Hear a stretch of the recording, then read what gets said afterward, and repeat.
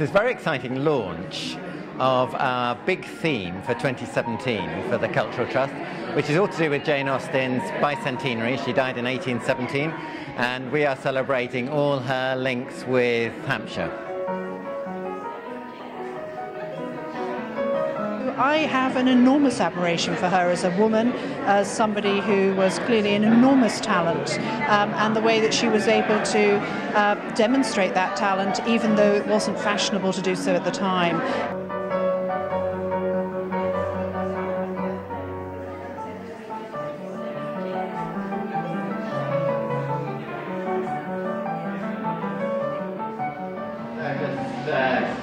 Call you to order and ask for permission to say a word or two. This is a great privilege for the Hampshire Cultural Trust, of which I am the chairman. It's one of our great themes. It's going to be indeed our big theme for 2017. May I hand over to you, Rebecca? You are going to read a couple of pieces to us, to our great delight. Thank you very much.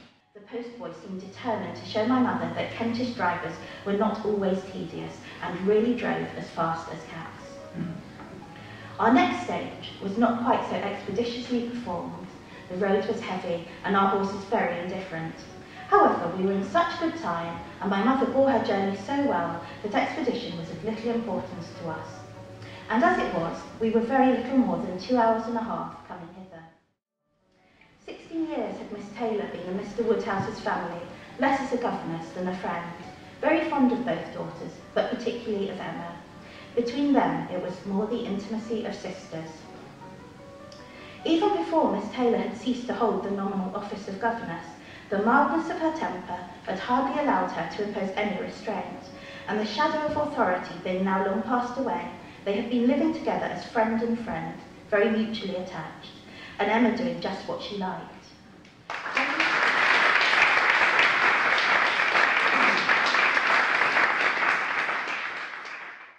Well, I've been playing music. The domestic music making of the Regency period is what I've been interested in, and specifically the music manuscripts of the Austen family, the music that the female members of the family collected and shared amongst themselves.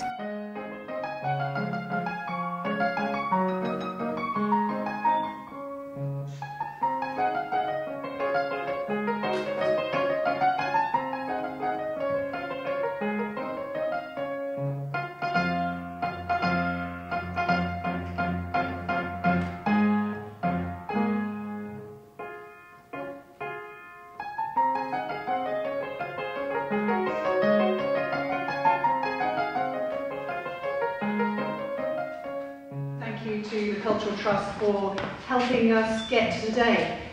It was a letter from Dr. Mike Fremantle a couple of years ago now, who asked me the question, why don't we do more to celebrate the link that Jane has with Basingstoke?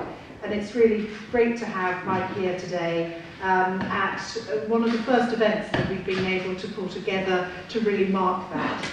There will be a major exhibition going around Hampshire in 2017, including really excitingly here in Basingstoke. And Louise West, who is sitting at the back there, along with Catherine Sutherland from the Bodleian in Oxford, have very generously agreed to guest curate that exhibition and already being amazing in terms of really sort of making that second to none. And Jane had links with many places in Hampshire. It's familiar, I think, that her father was the rector in Steventon, not far away from Basingstoke. There are records of her buying stuff in Basingstoke. And then she has links with Winchester, with Chawton, of course, where she lived for a while, and with Portsmouth. So we regard her as a Hampshire girl. We're very proud of her, and she's going to be a terrific draw, we hope, for visitors to Hampshire for next year. I'm her 5 times great-niece, descended from her brother Francis, who became Admiral of the Fleet. So you're not only related to Jane Austen, but actually you've got a written connection to her as well. Tell us about that. Yeah, I'm also a novelist, and I was the writer in residence at Jane Austen's House Museum in Chawton, which was just the most wonderful year of my life.